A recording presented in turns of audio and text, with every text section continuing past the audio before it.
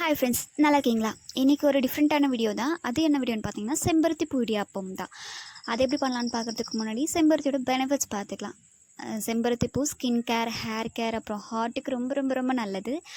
Medicinal யூசஸ்க்கு எந்த மாதிரி செம்பருத்தினா, ஒத்தெழுத செம்பருத்தி, ரெட் கலர் செம்பருத்தி தான் எடுத்துக்கணும். அப்புறம் மென்சுரல் இர்ரெகுலர் பீரியட்ஸ் அந்த மாதிரி அந்த மாதிரி ப்ராப்ளத்தையும் க்யூர் பண்ணுறது தான் செம்பருத்தி. இடியாப்பம் எப்படி பண்ணலான்னு பார்க்கலாம். அதுக்கு ஒத்தெழுத செம்பருத்தி அந்த விதை மாதிரி இருக்க நீக்கிட்டு தண்ணியில் போட்டு கொதிக்க வச்சுக்கோங்க. ஆல்ரெடி நம்ம அரைச்சி வச்சுருப்போம் இடியாப்பம் மாவு, அதுக்குள்ளே சால்ட் போட்டு கலந்துக்கோங்க. சுட சுட கலந்துக்கிட்டால் தான், கொதிக்க கொதிக்க தண்ணி ஊற்றி கலந்துக்கிட்டால் தான் இடியாப்பம் சாஃப்டாக வரும்னு சொல்லுவாங்க. அந்த மாதிரி ட்ரை பண்ணி பாருங்கள்.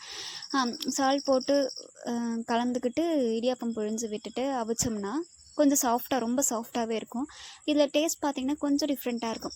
ஸ்மெல் அவ்வளோதான் டிஃப்ரெண்ட் இருக்கும். அப்புறம் கலர் சேஞ்சஸ் இருக்கும். இவ்வளோ தான் இடியாப்பம். இதுக்குள்ளே தேங்காய் பால் சேர்த்து சாப்பிட்டு பார்த்தோன்னா சூப்பராக இருக்கும். இந்த வீடியோ பிடிச்சிச்சுன்னா லைக் அண்ட் ஷேர் பண்ணுங்கள், சப்ஸ்கிரைப் பண்ணுங்கள். Tata, take care.